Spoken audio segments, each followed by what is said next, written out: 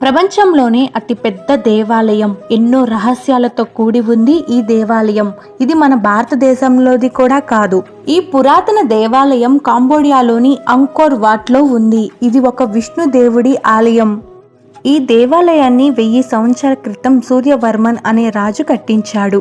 బ్రహ్మ విష్ణు మహేశ్వర్లు కలిసి ఉండే ఏకైక ఆలయం కూడా. ఇది ప్రపంచంలోనే అతిపెద్ద విష్ణు దేవాలయం.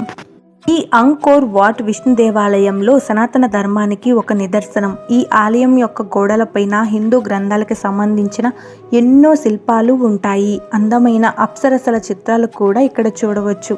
కాంబోడియా ప్రజలకి ఎంతో భక్తి ఉంది ఈ ఆలయం పట్ల. ఇంకా జాతీయ జెండాలో కూడా దీనికొక స్థానం లభించింది. హిందూ దేవాలయంగా మొదలయ్యి తర్వాత బౌద్ధ సంప్రదాయాన్ని కూడా పొందింది.